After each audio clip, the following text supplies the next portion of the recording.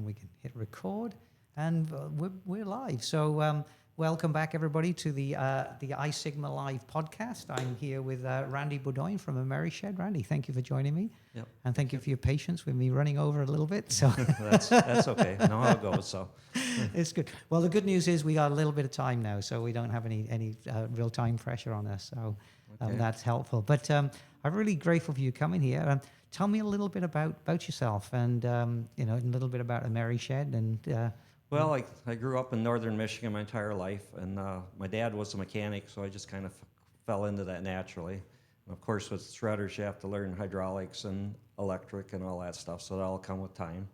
So that's kind of what I fell into, and been with Ameri-Shred since 1988, actually.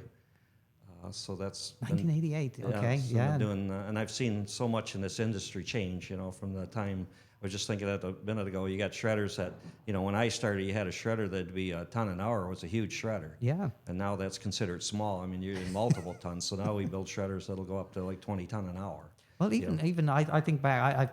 I had a shredder back in probably the early 90s. And I look at how the technology compares to that. That was just such a, I don't know, basic beast, I guess, is the best way to describe it. That's really what it is, very basic, no frills on it. Just dump paper in and feed it in and it shredded it. Yeah, it was pretty basic. But now, with so much more technology around it, it's incredible. Yes, it is. And we, basically we've added feed systems to it to increase the tonnage, to reduce manpower, and double stack stuff to save foot space in your factories, and all the kind of stuff to save people who work in minimum square footage. And it's all about money, because paper is obviously a commodity. It goes up and down in prices, so that has a direct effect on when people spend money and don't spend money. So I've seen that cycle. I've seen it go from the corporate side, that big corporations want to shred their own paper, 2 years later saying they want nothing to do with it. And then they get back again. Then I've seen it come back. I've seen that cycle 3 times in my 25, 30 years I've been in this. So that's something to watch at. And then in the meantime, you had e-scrap come into it. So we build a whole line of e-scrap shredders too, which is a kind of a different animal, because you're shredding metal versus paper, so a whole different world. And then other opportunities that come along is product destruction, that people get into different things. We've had customers do, one story I always tell her was a customer had Budweiser signs. They did 10,000 of them, and they spelled Budweiser wrong. No way. Yeah. So then the customer ended up having a document shredder that they converted to doing like waste stuff. But anyway, you got like $10 a sign. It's just really good money, but it's just crazy stuff. And he also does all the Lego stuff too, like all the Lego displays. When they take them out of the store, they can't be sold, so they have to be destroyed. So he shreds all that. It almost makes you want to cry, because you know how much that stuff costs. Yeah, And they're incredible. Just end after end boxes going through that stuff. So I've seen quite a bit in my lifetime, And along obviously comes with the maintenance with that, like I said. And the biggest thing I see in maintenance to me is just lack of cleaning and lubrication. People kind of like try to put that off. They don't do it today, we'll catch it up tomorrow. Well, you can't catch up stuff. Shredding equipment, once you get behind, you're behind, and it's not like you can just pick it up. You can't. So that's the biggest thing I see, and the most costly thing. Because I was just going to say, and that's a worry when, as you mentioned, with the cycles. If money's good, people keep up with certain things. If things are bad, they think, oh well, I'll just skip that. Yeah, we'll push it down the line a little bit further. And that's from what you're saying. That's the worst thing they could possibly do. Yeah, it costs them a lot more money in the end, because like basically if you're not lubricating and stuff, then it ends up destroying a bearing. Then it spins that bearing in the housing. Now you not only had to replace a bearing, you have to replace a major part of the shredder, the housing. So it's just that preventative stuff. That's what I tell people. $2 worth of grease would have prevented a $10,000 bill. This is a great example of something small, a small maintenance item that suddenly becomes very, very big. Yeah, a little tube of grease is amazing how much money that can save you. And then even the cleaning of stuff, if you don't clean it out, you create friction and heat. It creates wear and the potential for fire, which that's the last thing you want to hear anybody in document destruction is fire. Absolutely. But like you say, it is like through the cycles as the paper goes down in price. Like you say, people like try to push things off, where it costs you in the end. So that's the worst thing I see out there, is people not keeping up with it daily. Yeah. And then the other thing is to have a dedicated program that does that, and you can document that. Basically, I said you need to have checkoff sheets that people sign, that they actually did that, because I always give that story, you know, especially if they run 2 shifts, you'll think the first shift did it and the second shift thinks they did it, and then when it breaks down, they both point fingers at each other, and there's nothing, you know, basically the owners saddle with the cost, you know, Yeah. where it's totally unavoidable. And the other thing I see too is like certain wear items, you should keep those in stock, because somebody orders, say an input belt for a shredder, you know, the belt might cost $500, but they need it overnight, so that's going to cost them an additional 4 or 5. It's expensive to ship next to air, so I always tell people with the wear items, try to keep them on your shelf, because it's going to save you money in the long run if you don't have to, you know, overnight it and get all that stuff in. And then kind of going down that line, not to pick on youngsters, but today kids always want to wear earphones and earbuds and stuff, and they don't hear a lot of the stuff going on around them. And then shredders are so important because there's a sound they make, and you can detect that sound changing. And if you can detect that, you can avoid a lot of damage a lot sooner. But like I said, that's one thing I see. You know, they're just jamming to the music, and basically, you know, I've been in places where, you know, the smoke's rolling off the belts, you know, and they're squealing, and I'm like, you don't hear that? You don't hear that? You know, and basically they don't until the smoke or they see fire or it stops running. That's when they realize, oh, we got a problem. As a motorcycle rider, I can tell you that I can hear something going wrong with the bike long time before the thing goes wrong with the bike. I'm usually in going, something's wrong here. You'll either hear it or feel the vibration or something. You know, there's something different. So that's kind of a trend I've seen, you know, go away. And it's quite a, you go with the large document shredders, you know, the multiple location ones, their maintenance is, believe it or not, is much worse than a mom and pop. Than a mom and pop. Yeah, the mom and pop, they basically, you know, that's their bread and butter. They take care of one, and it's, I hate to say it, but it's, you know, they look at it, it's not their money. You know, we've worked for a large corporation, so I see more of that. You know, normally their breakdowns are much more costly because they went so far before anybody detected or heard it. Then all of a sudden that cost is there, and then they're such high volume users too. Being down a day just hurts them very bad because they have such a buildup. Yeah. So and it sounds like really most of the maintenance, you know, you don't need to be. Your background is an engineer, right. But you don't really need that level. It sounds like to make sure everything's running regularly, and then maybe you have like a tune-up once a year or something. We have customers. I have some customers once a year. Some do twice a year. Yeah, and I always tell, that's a good thing you brought up, because I always tell people because using the document industry, at least in the shredding end of it, there's a lot of turnover, it seems like. I can train somebody this month, go back 6 months from now, and they're not there. They're gone. Yeah. So that knowledge doesn't transfer, they're never told. So I try to encourage customers to at least have them come out and look at it once a year and go over what they're doing good and what they're doing wrong, and I actually give them a service report detecting what I'm seeing and what they could do better. And I also will do an overview of how their process is working, entire process, because I've been in the industry so long, I can just tell by how the flow is going. If that flow isn't really efficient, then I can kind of help them out with that too. You know, if you move this or do that, or tweak a few things, nothing major, but a lot of times it makes a huge difference. It's like doing something every day, and then somebody coming in and say that was obvious, but it's not to the person that's there every day. Yeah. You know, it's got to be somebody, a new set of eyes looking at it. So I give them multi-facets. You know, not only I can repair the machine, detect stuff that's going wrong, and do recommendations, but I can actually have them with the flow and look at their building and get it more efficient. But I really like that, because I'll try and a story when I was running the distribution center. You know, we had the large conveyor systems and all. If we didn't get the flow right, we'd have choke points, just boxes that have been picked, trying to get down to packing. And the conveyor belt would all be backed up, and now the conveyor belt stops, and now therefore the picking stops, and it would all just cascade downhill. Yeah, it's a domino effect. It's a domino effect, because the procedure was wrong much further up. Something had got out of sync or something. So I love the fact that, you know, it's not just the maintenance. You can put pressure on a system like that conveyor belt. It's trying to drive this thing. Eventually, you know, the rubber belts start to get stretched and all, and we would find where the choke points were. That was where we were doing most of our maintenance. Yeah.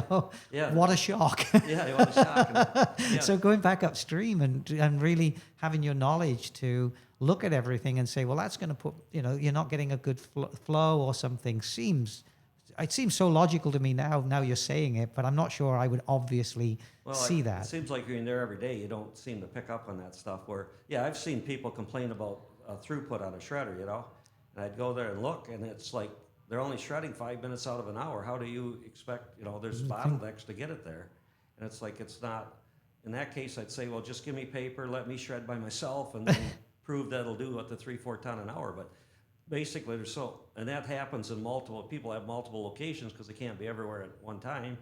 And they're just, they got bottlenecks, and employees just don't realize it. And all of a sudden, the shredder can't shred paper, there's no paper in it. There's no paper there. It's pretty simple, from the outside looking in, but they didn't understand that, So basically, the bottom line is there was nothing wrong with the shredder. It was the process of getting the paper to the shredder. It fits in very well with the conversation I just had with Shannon, because Shannon's on certification and process, and Okay. a lot of the other people I've spoken to, process is coming up more and more. I've noticed it's actually been quite a theme that people are seeing. We really do need better processes, because if you have multiple sites, you could have your center of excellence, the one where you're trying out new things, but you should be cascading those, shouldn't you, to make Yes. sure that all the other sites are adopting that best practice. Yeah, it's the best practice, because that happens. You get one, and you'll get people say that. I got one site that runs 120% capacity. Got another one can't make 50.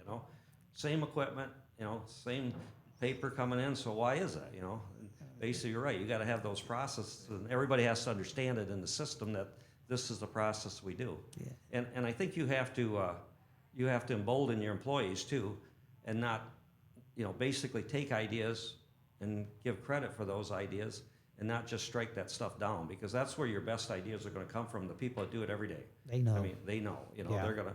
And if you keep your ears closed to that stuff, you're never going to improve. So that's why I tell people that to us as a manufacturer of equipment, our customers are our best teachers. They are, because we can simulate everything we want in the shop, or think we did, and by God, something's going to come up that we never thought about. So that's why I tell them all the time, and I love to get that feedback. I said, don't be afraid to call me and let me know, and because our company is more of a problem solver. Absolutely. Yeah. Yeah, we build all kinds of equipment, but we cherish an opportunity to somebody to say, hey, I got this going on, or I have this item. What can I do? We're working on a project now. Somebody has these. I don't know if you've ever seen them, but on a shopping cart, you used to have these calculators. Oh yeah, I don't know yeah. if you see them? Yeah. Well, he's got like 3 million destroyed. 3 million. But there's a battery in it, so you can't shred them because you have fires. So you can't really afford to have an employee pop the covers off, take the battery out. So we're designing a machine now to skim that cover off and then pop the battery out in a turret type system, so that basically can load it up and it'll just do that, and then they can shred it and they don't have to worry about it, because obviously batteries and shredding is a huge industry. It's not, and the two don't combine They too don't well. combine. There's so many. People don't understand how fires start, but I bet 98% of the fires are from a battery that sneaks through and gets through. Yeah, that was always a worry, that somebody puts a battery in just even a paper shredding bin, isn't it? They don't know in a place. And yeah, we're actually working on a system now. We have actually got 2 systems out for EV battery shredding. I didn't think. Yeah. Yeah, we shred. Basically, we determined if you got a 30% charge or less, you can do it in what we call a dry system. You put a inert gas in there to control a fire. Beyond that, we build a shredder that shreds underwater. It actually, shreds the battery in water. But along comes with that, when you try to recycle it, it turns it into a slurry.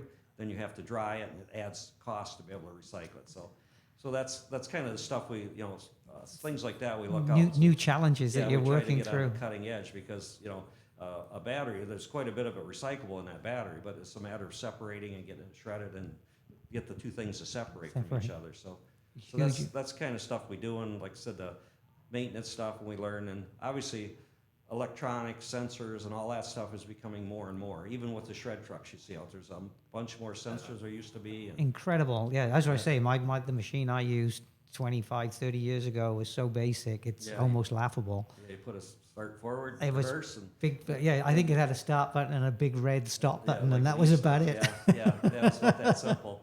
And that was your training. Yeah, now you got PLCs and servos and all that kind of stuff. So it's all stuff that evolves with time, makes a better product, but it becomes less user friendly. I think you have kind of like a data capture whole unit around this as well now. So is that to help with the compliance and chain of custody? Yes, that machine actually basically takes a picture of the barcode, and then it takes a picture of the actual drive going in and a picture of it shredded. and it records all that information, and you have a thumb drive you put in the unit, and you can give it to the customer when you're done shredding. Then they have a complete record of all the serial numbers that were shredded and a visual picture of each drive being shredded. And then if it can't read a barcode, it will reject it and kick it back. So it won't simply just let it go and shred Let it go. So that way you have no, you're right, that chain of command is, or, chain of Custody there. is so important. Yeah. Because people need to know where it went and be able to verify it did, so. And one of the people I was talking to earlier, I think it was either earlier today, might have been yesterday, was saying, for an IT manager, for example, all they care about is they need to know that was destroyed. They don't, at that point, they're not caring about anything else. So you need to be able to satisfy that for them. Otherwise, they're not going to be very happy. No, IT people are very, a little bit quirky and that kind of stuff for good reason. I mean, it's all good information, but yeah, it used to be, people used to just bend them or pop a hole in the hard drive, and now it's, basically they want to see them shredded. You can degauss them, but you can't physically look at a drive and say the information's gone. By shredding it and looking at pieces, you feel a lot safer. So yeah, so it's for the right audience, isn't it? Different audiences, want different things. We were talking about the recycling, as you mentioned a little earlier. That's becoming more, obviously not becoming, but has always been very, very important. But to an IT manager, they don't necessarily. Might be important as a secondary thing, but their primary is that is destroyed, and that data is never showing up in a data breach somewhere, so I don't lose my job. They want to make sure, and if you can do it on site, that's even better. They don't like to let any of that stuff get out. So, I tell people it's almost a natural progression though, because you've already got customers that trust you with their most sensitive documents. So it's a really good lead in to do the electronic part of it too. So I think they kind of got a leg up on that. I think our customers do it certain because they build that rapport with their customer.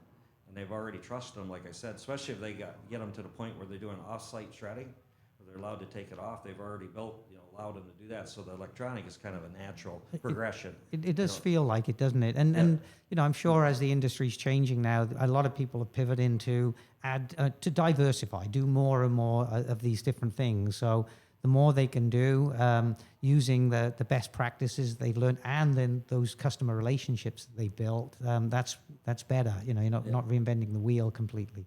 Correctly. And I think, to be honest with you, I think North America, the paper shredding is pretty well covered. To get new business, you got to take it from somebody else. So it's not like unopened. For years there was a lot of areas that you could just capture, nobody was there, but them days are gone. So most people are looking for additional revenue, and that's just a natural progression, from the do the electronic, and then even like I was talking about our product destruction of different things. It's crazy. There's things that people destroy. I mean, there's every day of the week there's things that are made misfit and they have to destroy them. Yeah. We had a customer did 300 Honda, nice leather coats. They had one stitch missing in the shoulder. You couldn't even see it unless somebody told you. And then they basically they shredded them. It was almost make you cry. Like $300 coats, like 10,000 of them they shredded just for that one stitch. But they made good money, that customer, off it. And like I said, basically that's additional revenue they can get. Yeah, and I understand it from the manufacturer, because again they've got brand, and their quality that they want to make sure they're holding in the market. So it seems sad, but it's really the right approach for them. Yeah, they don't want defective stuff to compete with the good stuff. So, and it would happen if they didn't do it. So. Yeah, if we had anything that's suspected of a bad lot in the medical, it was gone. Even the slightest suspicion, it was gone. The whole lot. The whole lot. Yeah. We're not going to go through one by one saying, do we think that, even though it was a lot of money, the quality teams and the compliance teams were so good at making sure patient safety was number one. So to your point, it was all gone. Yeah, we did a shredder for a cooler company that made the portable coolers same way. They would actually cut them in half and then throw them in their dumpster. People would glue them back together and sell them. They're like a high brand. So they ended up having to get a shredder to basically shred them into small pieces. That tells you they'll go to what extent to make them. So I've seen in my lifetime, Firestone was a good example. When Firestone had a problem with their tires, then they were showing up on the black markets. So they had, people were supposed to destroy them, they didn't. Yeah, they're selling them on a secondary market. So that was. I've been on the receiving end of that. It's very uncomfortable. So you get back to that chain of custody. That's what it is. I mean, you got to have documentation and proof that it was done. For the tire, they'd either punch a hole in the side or clip the bead. But that's what they're supposed to do. But like I said, there was like 10,000 that got out that were sold on the market. And unfortunately, there was a few deaths that tires blew out that shouldn't have been on cars, and then it's all down. So liability is everything today. Yeah, absolutely. And the brand, yeah, I mean, such damage to a brand, you can understand why they don't want to do that. Right. Yeah. And we, and I see that occasion in our industry too, where people want to jump around e-stops and bypass some of the safety stuff. And boy, you got to be right on top of that. We send out a certified letter and say that you're not in compliance, and any damage or harmful effects to this is on you guys. So Yeah, okay. And that comes back around to where we started, really around the maintenance and doing things properly, using the equipment, as it's intended to be used. Yeah, that's true. And a lot of stuff, a lot of that failure is because of poor maintenance. They don't clean it out, or there's debris in it, or something of that nature. Especially if you got any eyes that look at it, they're dusty, or they got something covered, or once occasionally get something that'll snap and hit one, then it basically puts it out of adjustment. You got to adjust that back in. But there's so many people want to just go in your panel and jumper that out. It's not as easy today with electronics because it detects it now. But in the old days, you could do it pretty easily because you had these special keys and stuff, and every mechanic would have their own key in their pocket and put it in there and then walk inside of a area they shouldn't be in. Yeah. So that there's always somebody looking to fool the system somewhere. But isn't it just? but again, like you say, it boils back down to just being honest about it and doing your maintenance. Yeah. And then you can avoid a lot of those problems. I always think that most people want to do the right thing. It's just, as you say, there's turnover of staff and people are busy. So it's just keeping that rigor around training. I love the idea of you coming back in every 6 months or 12 months, either to do training, but as you said, you're doing new things, which could be something that somebody didn't know about, so they could pivot or add additional shredding services that they didn't know about. But by you being there, you get that opportunity to share that. Like I said, our customers are our best teachers, so we improve our equipment every day. There's things that come around. So if I go out to the field and see, man, if we could add, and most things we can retrofit to most existing equipment. So if we could add that to your equipment, it would eliminate this or that, or give you more production, or be safer, all kinds of things. So that looks, and plus I get to look at if you're doing something shady. I shouldn't say that, but I mean, and some owners wouldn't know it, so you are protecting the owner. If it happens to be a mechanic out there that's doing, bypassing stuff, and I know the pressures to run and keep things going. Yeah. But at some point, they always say safety first, and it really is. Yeah, and we know, again, I always take the view most people have the best intentions, but sometimes they're under pressure. You can't shut the piece of equipment down, so they do the quick workaround with the intention of going back to fix it properly later, but it's working now. Right. And so they can't shut the machine down to do the proper repair, and now that Band-Aid is kind of in there permanently, and sooner or later it breaks. It breaks, and the longer it goes, the less you think of it. So that's, it's all time. Time is, sometimes your worst enemy when it comes to that. It really is. And the worry about those Band-Aid fixes, again, becomes safety then, because that is no longer a safe system anymore. No, it isn't. And like I said, there's a ton of owners that don't know that. They're not in the day-to-day operations, or there's several owners don't really know the equipment at all, which they don't need to know. I mean, they have people employed to do that, but like you say, they need to know. But that's a value I see to do some retraining, look at the equipment, see if there's any, basically if you're doing things right, I'll pat you on the back, and if you're not, I'll tell you could be doing things better. And then I can offer, like I said, suggestions of things that may make your workflow better. And then if we got additional options to add to that existing equipment, because we got shredders that people feed by hand yet. We could put a metering system on there, double our production, and probably get away with one or less 2 employees. So you got to do the math to figure that out. But there's things that happen. Even our feed systems get better as we develop more and more of them. Because obviously we all know paper doesn't always show up in a nice loose leaf. No, unfortunately. Band it together, and you got computer printout, and I thought that'd be gone 20 years ago, but it's still showing up in this record. They really store records. I always think when I go to the airport, they still got their dot matrix printer at the back going whir at the check-in desk. Haven't they got rid of those yet? Yeah, it's not just you're right.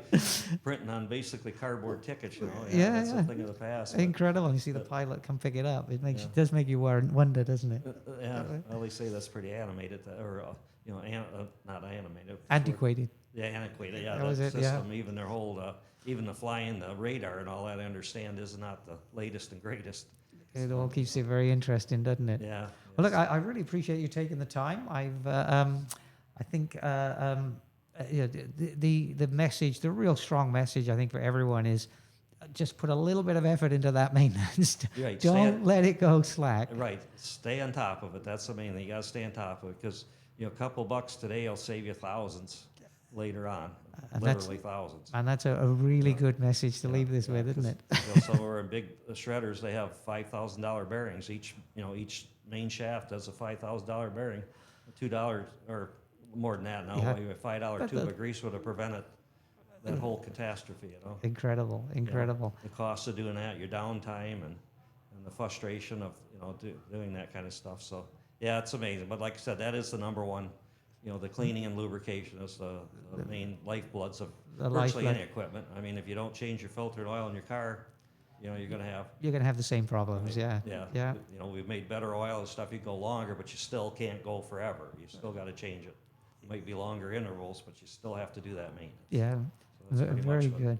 Do you know, it's fascinating to talk to you because you mentioned 1998 you said you started in this? 1998. And no, 88. I'm 88. Sorry, 1988. And I can just hear your enthusiasm still for this, which I think is absolutely amazing and wonderful. Yeah, I'm almost 69. I'm still going. So. Still loving it. Yeah, still loving it. I do. That's Well, I encourage everybody to come and find you on the show floor and get a little bit of your wonderful energy and your enthusiasm for this, because it's the industries continue to change and evolve, and as you say, you're coming up with new ways to shred, new things that I hadn't even thought of. Yeah. We are the problem solver company. We love to take unique items and make them work for you, or try to work out a situation or a solution. So wonderful. Well, Randy, thank you so much for taking the time to come on the iSigma Live podcast, and I look forward to. I'm going to come down to the show floor in a moment, so I'm looking forward to coming and seeing everything you got down there. Okay. Well, thank you for having me. All right. Take care, Randy. Yep, bye-bye.